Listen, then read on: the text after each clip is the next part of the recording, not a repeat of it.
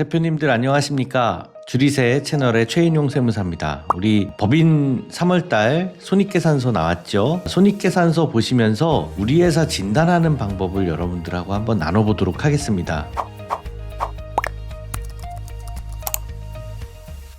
우리 대표님들이 회사의 손익계산서 비율이 과연 적절한지, 이 손익계산서가 어떤 의미가 있는지, 또 우리 회사 매출이 연도별로 이익이 증가하고 이런 것들은 다들 보시겠지만 동종업계 매출도 굉장히 좀 중요하실 거예요. 오늘 제가 드릴 내용은 우리 회사 비율이 우리 업계에서 어느 정도 비율인지, 이게 적정한지, 어떤 걸 내가 비용을 많이 쓰고 있는지, 앞으로 줄일 부분은 어디인지, 여기에 대해서 오늘 한번 비교를 해서 여러분들에게 알려드리도록 하겠습니다. 그래서요, 손익계산서 중에서 영업이익이 가장 중요한 게 이제 기업가치에 평가를 미치는 부분이긴 하지만 영업이익을 높이기 위해서 손익계산서의 어떤 부분을 우리가 더 보완을 해야 될지 회사를 한번 진단할 수 있는 방법을 제가 알려드리도록 하겠습니다. 자, 손익계산서에요, 중요한 비율이 보면은 제조나 유통업 같은 경우에는 매출 원가가 굉장히 높은 비율을 많이 차지합니다. 그래서 국세통계 데이터를 가지고 중견기업이나 유통업, 중소기업 중에서 연차가 오래된 기업들을 보면요, 평균이 이 정도로 나와요. 매출 원가가 72.7%, 굉장히 높죠. 그래서 원재료를 사입을 하거나 또 도매로 물건을 사오는 분들은 이 원가율이 좀 굉장히 높기 마련인데, 우리 제조나 유통에서는 원가에 대한 통제가 굉장히 중요합니다. 그래서 의외로 판관비 같은 경우에는 굉장히 좀 낮은 편이에요. 인건비가 특히 한 10% 정도 내외로 잡히는데, 인건비나 복리후생비, 4대 보험, 퇴직금을 다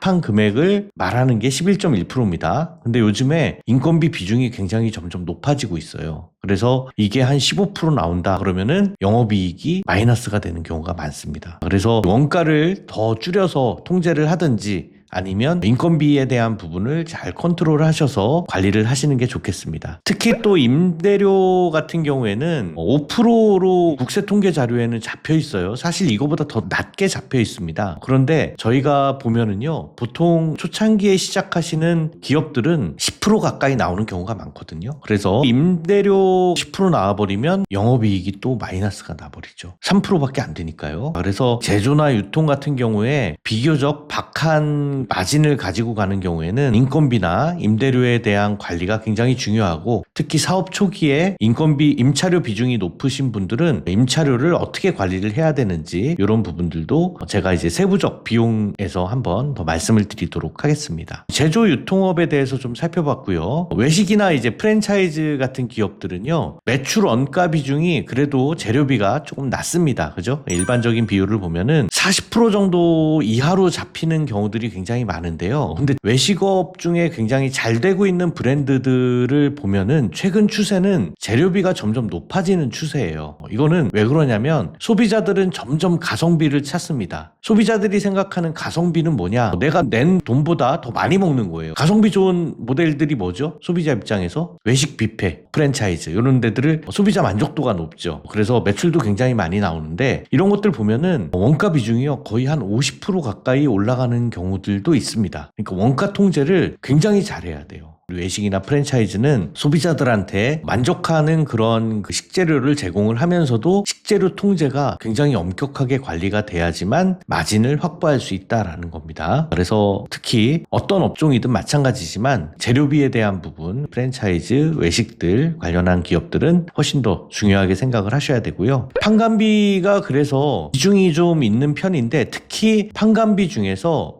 인건비 비중을 여러분들이 굉장히 중요하게 생각하셔야 됩니다. 외식업에 계신 분들은 원가를 낮출 거면 인건비를 조금 더 쓸 수 있지만, 재료비를 많이 쓰고 원가가 좀 높아진다면 인건비를 훨씬 더 많이 낮추셔야지만 마진을 확보를 할 수가 있습니다. 근데 최근에 우리 사람 구하기 제일 힘든 업종 중에 하나가 또 우리 외식업이죠. 사람 구하느라고 우리 대표님들이 스트레스가 굉장히 많습니다. 어느 업종이든 지금 사람 구하기가 어렵지만, 특히 이제 외식 프랜차이즈 같은 경우에 인건비 인건비에 대한 비중이 좀 높다. 이렇게 여러분들한테 말씀을 드릴 수가 있겠습니다. 그래서 이 인건비를 제대로 쓰는 업종들은요, 이익을 좀 많이 내더라도 세금 부담을 줄일 수 있도록 고용증대 세액공제 부분을 조금 더 중점적으로 관리를 하시면서 세금을 줄이는 노력을 하는 게 좋겠습니다. 특히 이제 그 임차료를 보면요, 임차료 같은 경우에는 5% 정도가 이하로 내려가면 굉장히 대박집 계열에 들어섭니다. 제가 여기 한 10% 정도로 잡아놨는데, 그래서 일반적인 외식 프랜차이즈 같은 경우에는 임대료가 매출액이 한 10% 정도 돼요. 그러면 역으로 따지면 이런 거예요, 여러분. 내가 월 임대료를 300짜리 매장을 얻는다. 그러면 월 매출이 얼마 돼야 된다는 거예요? 3천 정도는 나와야 된다는 거예요.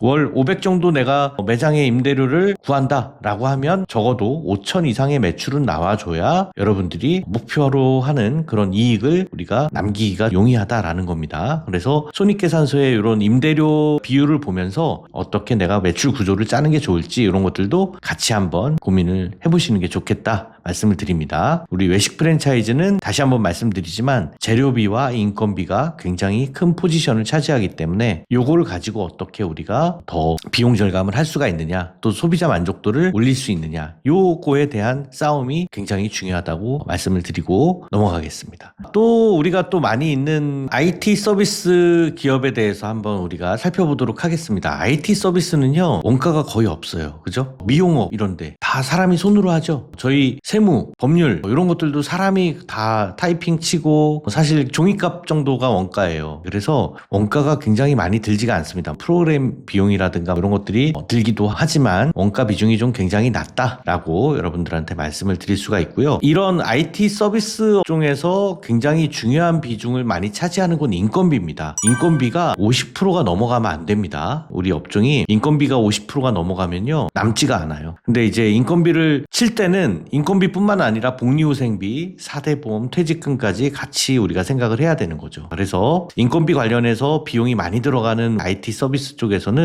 요번에 2026년도에 통합고용증대 세액공제 제도가 몇 가지가 좀 바뀌었는데요. 어떻게 앞으로 바뀌는지 그 내용을 제가 살펴드리자면, 상시 근로자 판단 기준을 근로계약 기간을 보는 게 아니라 실제 근로한 기간으로 이렇게 바꾸고요. 두 번째는 최초 공제를 하고 나서 1, 2년간 고용 유지할 때 2차년도, 3차년도를 공제를 계속 해줬는데, 이제는 2차년도, 3차년도에 한 사람이 계속해서 유지가 됐을 때 공제를 더 많이 해주는 그런 방식으로 전환이 됐습니다. 그래서 이제 고용증대 세액공제를 위해서 우리 대표님들이 하셔야 될 일은 직원들이 계속해서 오래 근무할 수 있는 여건을 유지시키는 게 좋습니다. 한번 공제 구조가 어떻게 되는지를 한번 수도권 내 지역을 한번 보면요, 청년이나 정규직, 장애인, 60세 이상, 경력 단절 근로자 같은 경우에 수도권에서 1년차를 근무를 한 직원 같은 경우에는 700만 원 공제를 해주는데요. 이게 2년차부터는 1,600만 원, 1,700만 원씩으로 2년차, 3년차는 점점 늘어나도록 되어 있습니다. 그래서 3개년 정도 직원들을 뽑게 되는데, 요걸 보면은 우리 대표님들이 3년까지만 고용을 하는 게 유리하게끔 돼 있어요. 그죠? 그러면 3년 이상부터는 공제를 못 받으니까 나가야 되느냐라고 하는 것도 또 물음이 생길 수는 있지만, 1년차, 2년차, 3년차 이렇게 증가할수록 통합고용증대 세액공제 제도가 훨씬 더 금액이 커진다라고 하는 게 요건입니다. 그래서 우리 대표님들이요, 통합고용 세액공제를 받기 위해서 3.3%로 4대 보험 신고 안 하시는 그런 직원이면 안 되고요. 정규직으로 급여 신고를 해줘야 되는 그런 직원이어야 됩니다. 특히 근로계약 1년 미만인 직원이나 60시간 미만 단시간 근로자 이런 직원들은 통합고용 세액공제 대상이 아니에요. 그리고 법인의 임원이나 사람을 많이 뽑아야 되니까 우리 친척들 많이 데리고 와서 뽑아야겠다 하시는 최대주주의 특수관계자 이런 분들이 있으시면 이분들은 고용증대 세액공제를 받기 위한 직원이 아닙니다. 그러니까 여러분들, 우리 대표님들은 해당 고용증대 대상이 되는 직원들을 뽑으시는 게 일단은 가장 유리하다라는 말씀을 인건비를 통해서 여러분들이 보실 때 말씀을 드리고 넘어가도록 하겠습니다. 손익계산서 항목 중에 아까 임대료 있었죠. 보통 10% 내외다라고 말씀을 드렸는데, 일반적인 임대료는 매출액의 매출액의 10%가 적정선이라서 간혹 이제 매출이 많이 올라가지고요. 이제 이사를 가야 하는데 이것도 임대를 좀 넓혀서 갈 것이냐 아니면 구입을 하는 게 좋을 것이냐 이런 또 고민을 하시는 분들이 있습니다. 그래서 월 매출액이 8천 정도 나온다. 그러면 월 임대료를 800만 원 정도를 내가 부담하면서 갈 수 있다라고 판단을 할 수가 있겠죠. 대표님들이. 그런데 800만 원 정도 임대료를 내는 것보다 차라리 이자를 내자 이렇게 생각하시면 사옥이나 아니면 매장을 구입을 할 수도 있는 겁니다. 그래서 월 임대료를 가지고 12개월 동안 내가 부담을 하는 금액을 계산을 해보면 한 9,600 정도 되는데요. 이거를 5% 정도 이자로 내가 낸다라고 하면은 거의 한 19억 2천 정도, 약 한 20억 가까이를 대출을 받더라도 800만 원 이자로 5% 이자면은 이 정도 부담하면 괜찮은 거예요.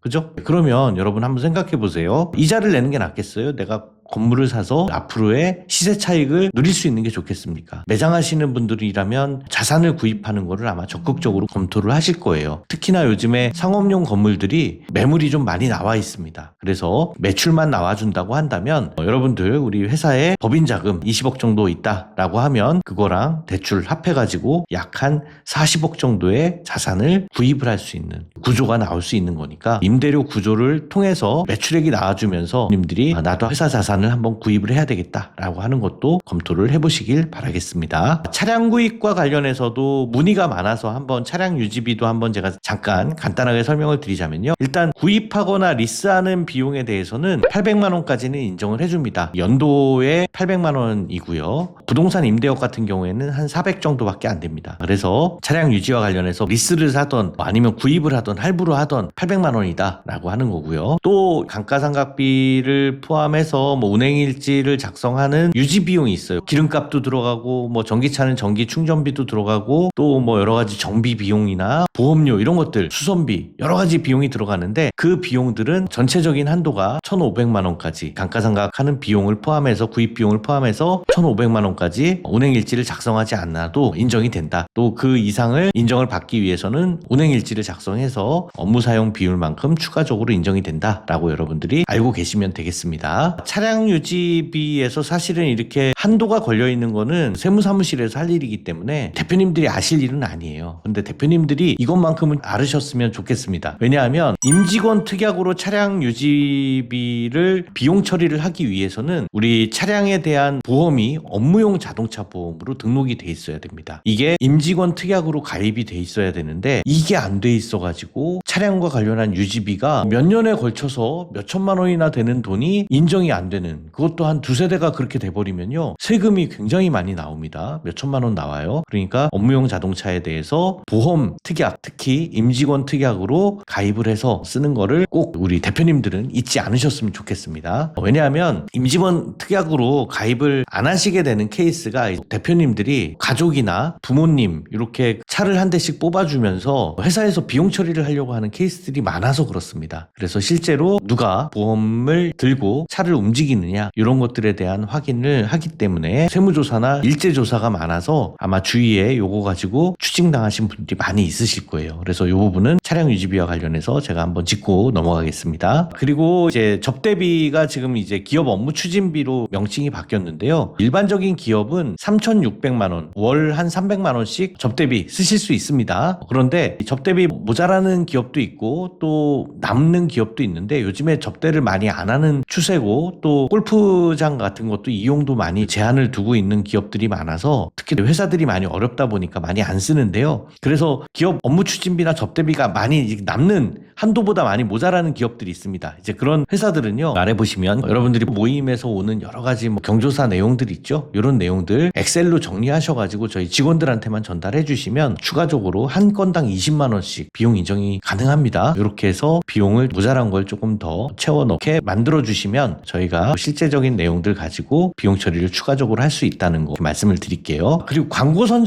선전비도 보면서 어떤 회사는 광고 선전비를 10% 20% 이렇게 쓰는 회사들이 있고요. 어떤 회사는 하나도 안 쓰기도 하고 그래요. 그런데 여러분 생각해 보세요. 한 100억 정도 되는 회사가 광고 선전비를 10%를 쓴다? 10억이에요, 여러분. 그 회사는 광고 선전비 때문에 이익이 안 납니다. 근데 동종업계에서 같이 100억을 매출을 일으키는데 광고 선전비가 없는 기업은요, 비용이 다른 것도 효율화 돼가지고 영업이익이 10억이 넘게 나와요. 똑같은 매출 100억인데 어디는 이익이 0, 어디는 이익이 10억 이렇게 되는 거죠. 그래서 광고 선전비는 대표님들이 어떻게 하면 쓰지 않으면서 그 매출에 대한 효율을 높일 수 있는가를 잘 활용을 하시는 게 좋겠습니다. 특히 요즘에 개인 인스타로 해서 인플루언서가 되신 분들은 그 자체가 광고가 되죠. 그러니까 광고 선전비를 굳이 쓰시지 않고 CEO가 인플루언서가 돼서 이렇게 활동을 하시는 그런 케이스들도 많이 있고요. 또 이제 많은 회사들이 유튜브를 통해서 광고를 합니다. 간접적으로 그 유튜브 활동을 통해서 이렇게 하시는 케이스들이 많은데, 유튜브를 자체적으로 콘텐츠를 쇼폼의 형태로 만드시면서 광고 선전비를 줄여나가는 기업들도 저는 굉장히 많이 보고 있습니다. 우리 화장품 회사들, 유명한 회사들이죠. 금감원 시스템을 통해서 조선비즈에서 나온 그 사례를 보니까요, APR이나 달바 같은 경우에는 20% 가까운 광고 선전비를 쓰는데, LG생활건강 같은 경우에는 그동안 이제 그 꾸준히 팔리는 스테디셀러 제품들이 많기 때문에 6%도 안 되는 그런 광고 선전비를 쓰고 있죠. 그래서 제가 전통적인 이제 기업들, 아까 처음에 말씀드렸던 비율을 보면은 매출 대비 광고 선전비가 1% 정도도 안 되는 국세 통계 자료에서는 나옵니다. 그렇지만 최근에 이제 소비재 브랜드 같은 경우에 인플루언서를 써서 하는 경우에는 광고 선전비가 좀 많이 나오는 그런 케이스들이 있을 수가 있고요. 또 일반적인 제조업이라고 하더라도 5% 내에서 광고 선전비를 쓰시는 것이 좋겠습니다. 너무 많이 쓰다 보면 이게 우리 마진을 갉아먹게 되거든요. 그래서 광고 선전비 관련한 내용도 전반적으로 좀 기업이 어려울 때는 다들 좀 줄이고 하는 그런 케이스들이 많습니다. 여러분, 오늘 영업이익을 높이는 게 기업 가치를 증가한다고 말씀을 드렸는데, 재무제표 중에 특히 손익계산서 보시면서 어떤 비용을 우리 회사는 많이 쓰고 있는지, 또 어떤 걸 줄여야 될지 여러분 감이 좀 오십니까? 우리 손익계산서 보면서 그거를 판단하세요. 근데 중요한 거는요,